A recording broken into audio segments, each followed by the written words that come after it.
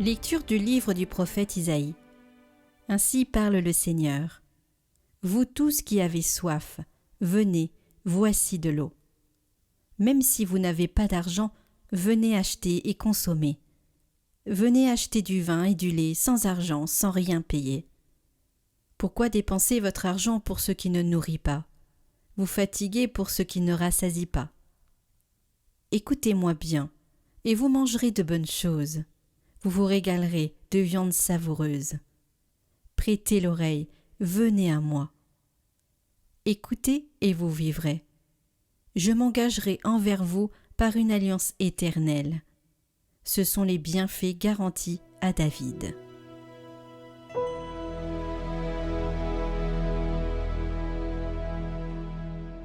Tu ouvres ta main, Seigneur, nous voici rassasiés. Le Seigneur est tendresse et pitié, lent à la colère et plein d'amour. La bonté du Seigneur est pour tous, sa tendresse pour toutes ses œuvres. Les yeux sur toi, tous, ils espèrent. Tu leur donnes la nourriture au temps voulu. Tu ouvres ta main, tu rassasies avec bonté tout ce qui vit. Le Seigneur est juste en toutes ses voies, fidèle en tout ce qu'il fait. Il est proche de tous ceux qui l'invoquent, de tous ceux qui l'invoquent en vérité. Tu ouvres ta main, Seigneur, nous voici rassasiés.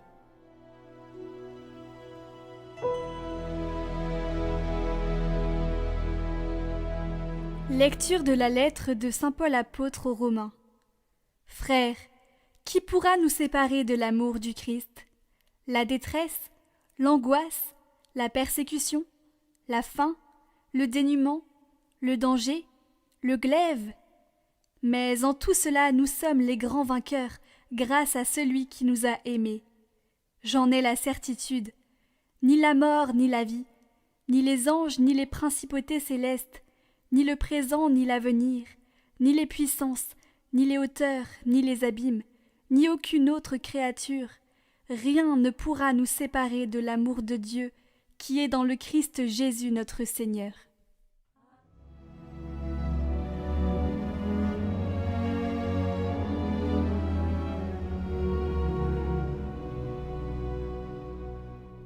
Évangile de Jésus-Christ selon saint Matthieu.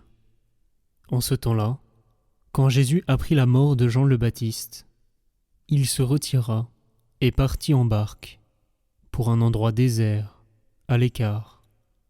Les foules l'apprirent et, quittant leur ville, elles le suivirent à pied. En débarquant, il vit une grande foule de gens. Il fut saisi de compassion envers eux et guérit leurs malades. Le soir venu, les disciples s'approchèrent et lui dirent : « L'endroit est désert, et l'heure est déjà avancée. Renvoie donc la foule, qu'ils aillent dans les villages s'acheter de la nourriture. » Mais Jésus leur dit : « Ils n'ont pas besoin de s'en aller. Donnez-leur vous-même à manger. » Alors ils lui disent : « Nous n'avons là que 5 pains et 2 poissons. » Jésus dit : « Apportez-les-moi. » Puis, ordonnant à la foule de s'asseoir sur l'herbe, il prit les 5 pains et les 2 poissons, et, levant les yeux au ciel, il prononça la bénédiction. Il rompit les pains, il les donna aux disciples, et les disciples les donnèrent à la foule. Ils mangèrent tous, et ils furent rassasiés. On ramassa les morceaux qui restaient. Cela faisait 12 paniers pleins. Ceux qui avaient mangé étaient environ 5000, sans compter les femmes et les enfants.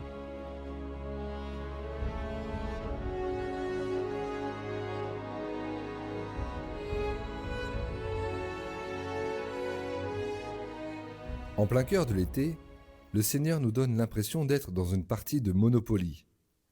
Qu'est-ce que cela veut dire ? Même si vous n'avez pas d'argent, venez acheter et consommer, venez acheter du vin et du lait sans argent, sans rien payer. En effet, comment acheter si on n'a pas d'argent, si on ne paye pas ? Cela est assez énigmatique. Oui, nous savons que le Seigneur est généreux puisque fondamentalement, il est le maître de toutes choses et que tout bien lui appartient. La terre, il nous l'a confiée pour que nous la fassions fructifier et en soyons les gardiens. Le psaume nous le dit, le Seigneur ouvre sa main quand il le veut, il donne la nourriture au temps voulu et rassasie tout vivant à plaisir.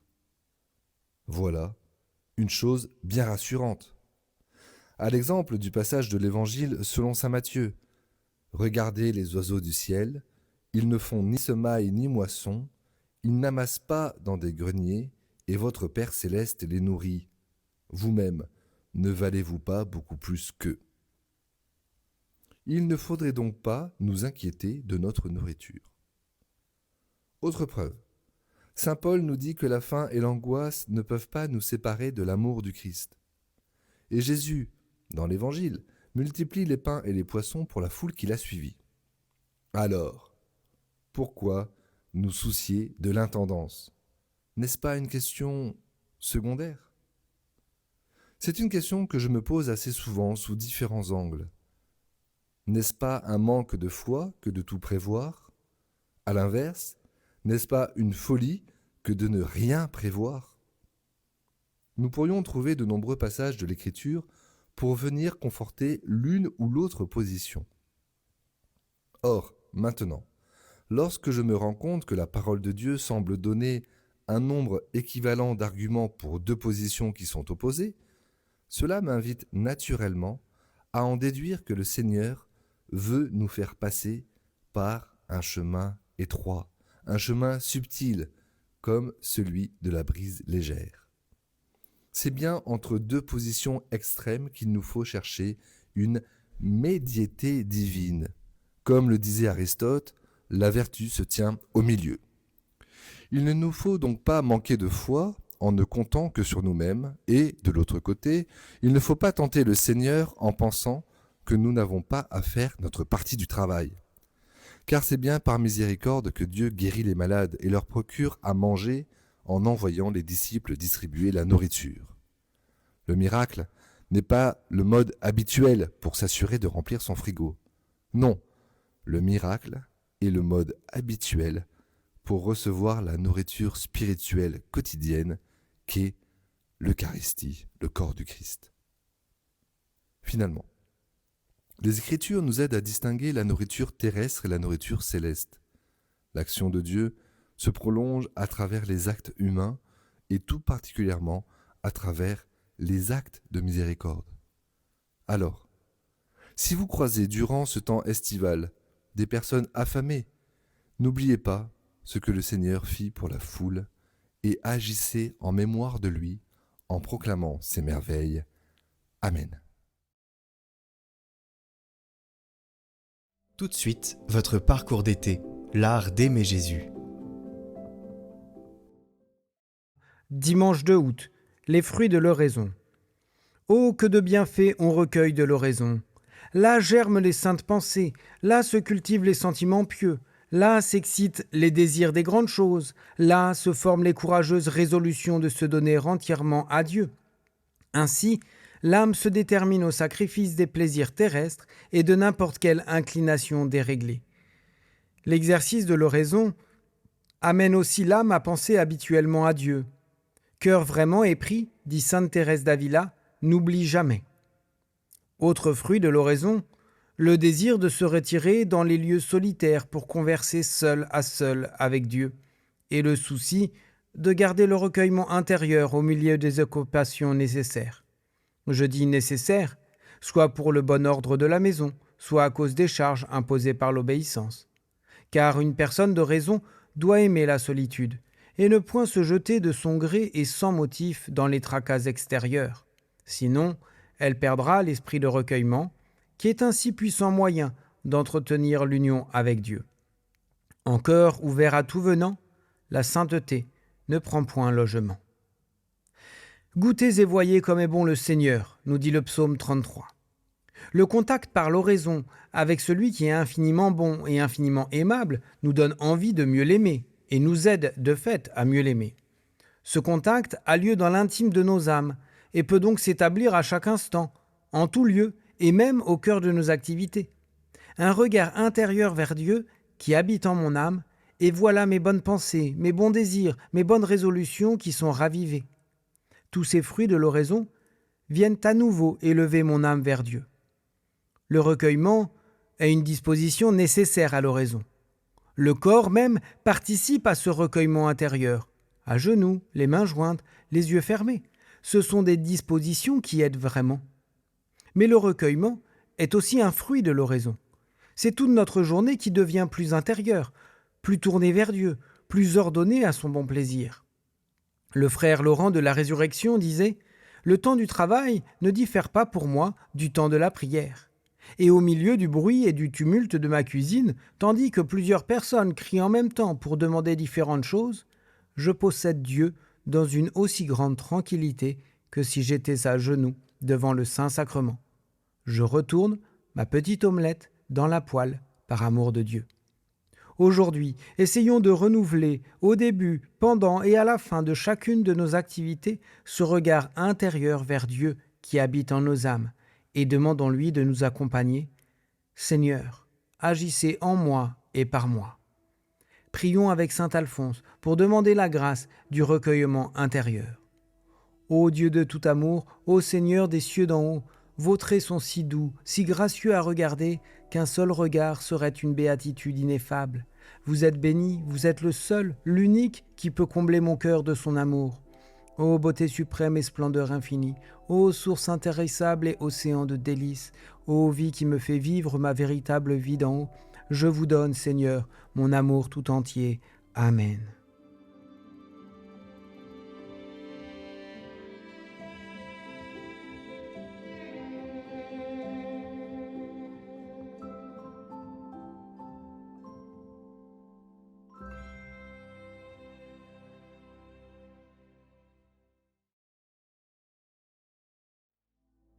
Prions pour toutes les intentions déposées en commentaire cette semaine.